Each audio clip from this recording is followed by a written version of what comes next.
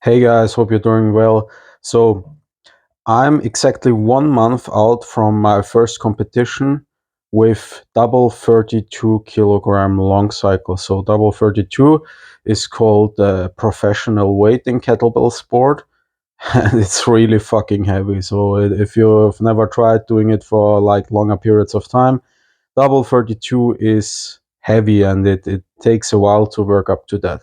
And I thought it would be interesting to just like vlog my progress on video, like on screen. You see a workout I did earlier this week on Tuesday, and I did 5 sets of 2 minutes on, 2 minutes off.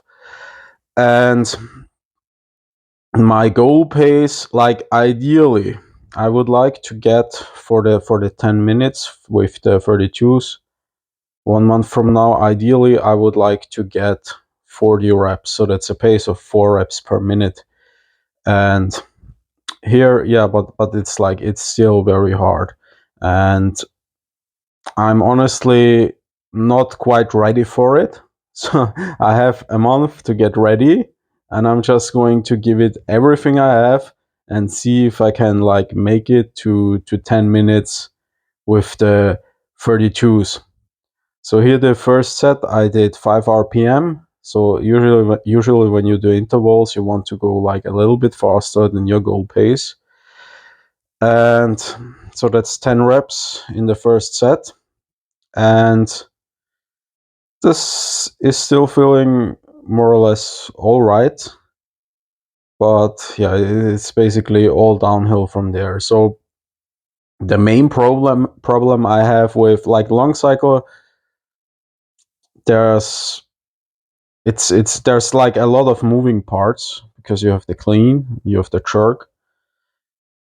I'm pretty comfortable with the jerk and also my rack position. Like that's one thing you can see here nicely. It's like you want your legs in the rack position to be as straight as possible, and mine aren't exactly straight, and that leads to the quads being under tension. And ideally, if you have ideal flexibility, your quads are going to be relaxed in rack position. So I'm not there yet, but I've been stretching my hip flexors a lot because I have like anterior pelvic tilt, like a lot of people. Like if your butt like sticks out a little bit when you stand up, it's called anterior pelvic tilt, and it's not a problem by any means. As you actually see it in a lot of athletes, for example, like even Usain Bolt.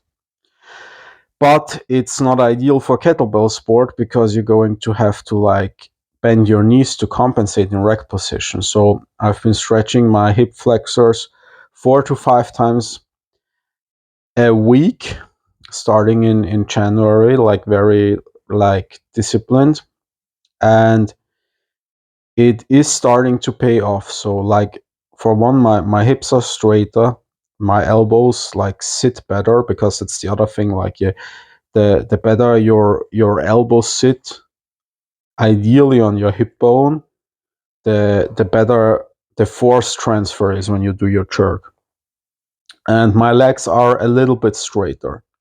So like it's not easy to change your structure like that because a lot of that is like just genetic, like the way your skeleton and your joints are built. But you can make some progress, and I now feel pretty comfortable with my rack position.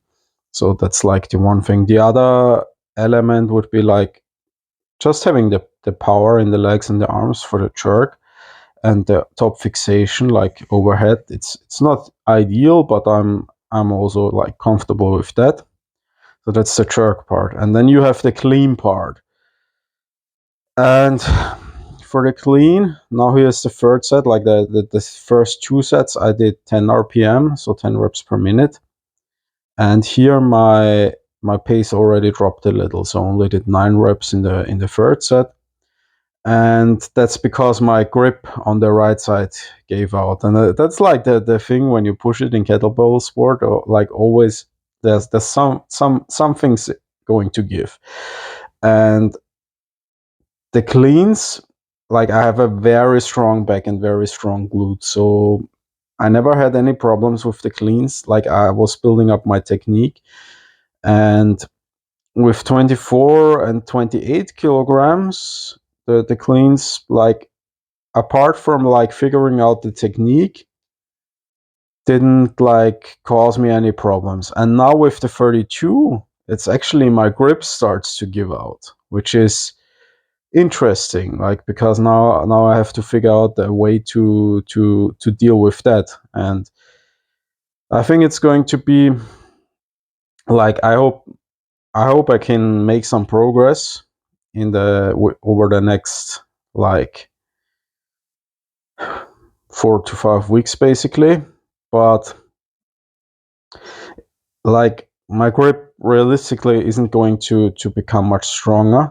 It's more a matter of like improving my technique to like there's like a couple of elements that like reduce like strain on the grip, and also just getting used to the position. But because here the thing is, in rack position, you see I'm doing this thing, it's called a lock, where I stack the handles on top of each other, and you do it just to be more stable. And with the 32s, when you're like going at a slow pace, there's like pressure, like passive pressure on just on the wrists, like your forearms are slightly stretched, and the forearms just get numb. And you get the same thing in jerk. It just doesn't matter in jerk because you don't need your grip.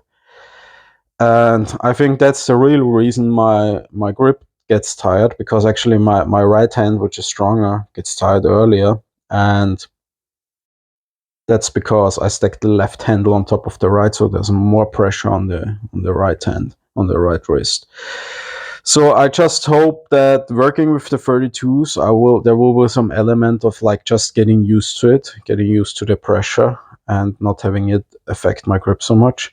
And the other thing is, I'm just going to have to like work on my technique. So like really not over gripping the bells, and being really like precise with my technique on the drop and during the backswing, especially during the backswing. It's the same in snatch. It's like one important tip for you guys when you do your clean or your snatch, doesn't matter, swing.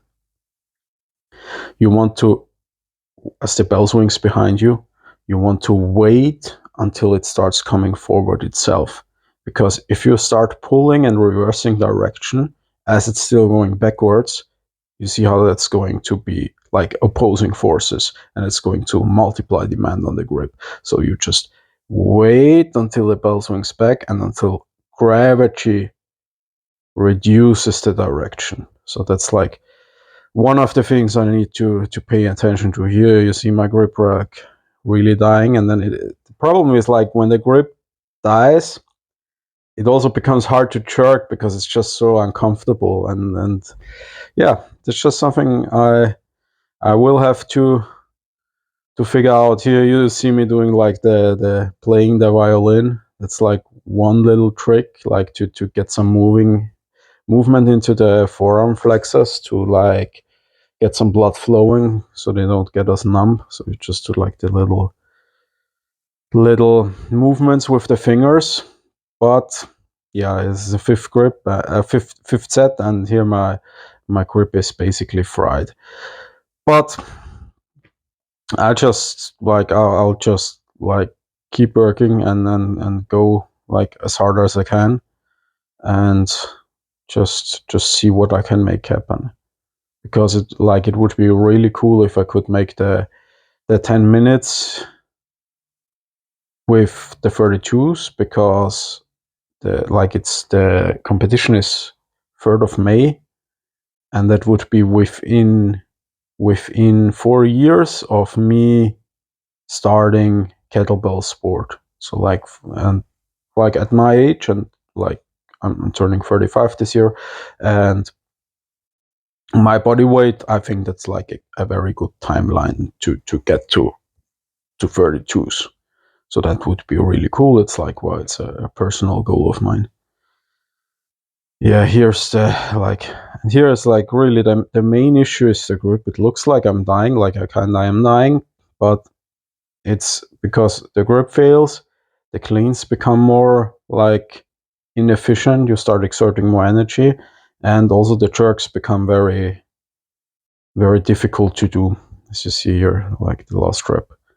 And I did 44 reps total, so the average pace was around 4.5. Yeah. And I'll just keep documenting my training here. I'm like really locked in now, and we'll see if I can get to 10 minutes. Have a good day.